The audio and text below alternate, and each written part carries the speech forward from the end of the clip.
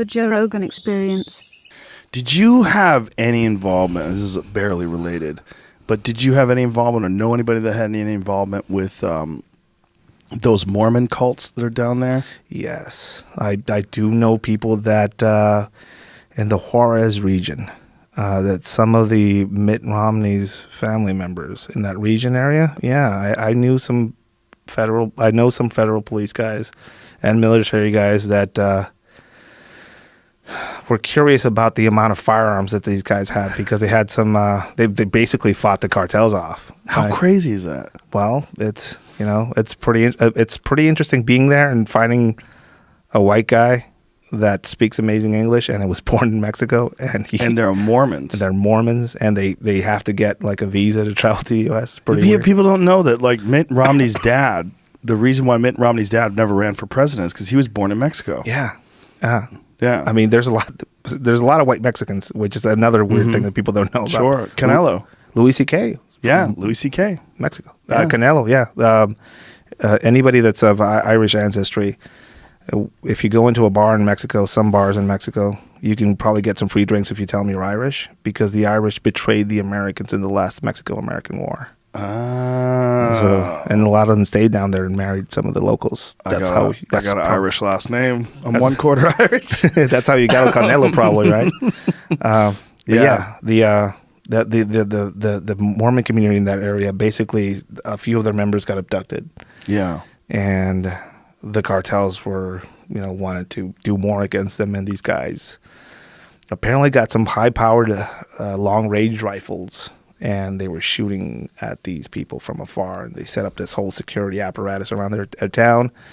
And the Mexican government basically looked the other way and kind of said, well, it's fine. Just don't get too crazy with it. Mm-hmm. There was some sort of interaction as far as them trying to appease things with them. Because realistically, the town that they made out there is a paradise. I mean, amongst other towns in that area. It's a beautiful place. Really? It's a beautiful place. It's very organized. What is it called? Is this it, Jamie? This is their Mormon little town? Yeah, so what kind of military did they have that protects this town? Like, if they've made their own military? So I actually got to do a few reconnaissance things there. Just this is passing by. And what I saw that they had were a bunch of basically machine gun nests on some of the hilltops.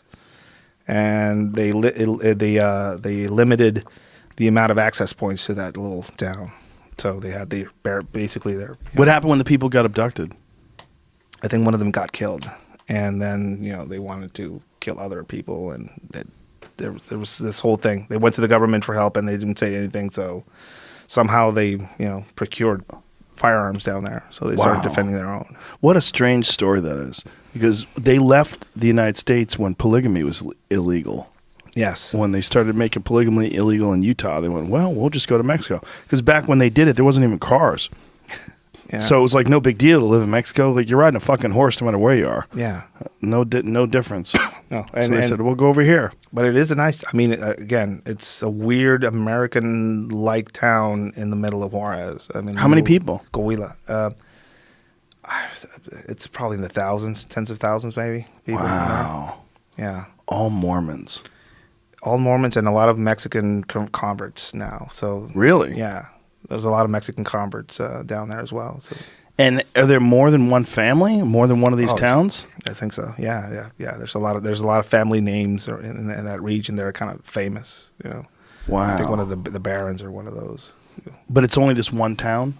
It's one of there's a few out there. There's a few Mormon communities out there. Wow. It's all the same sort of deal. Yeah. Armed to the tits.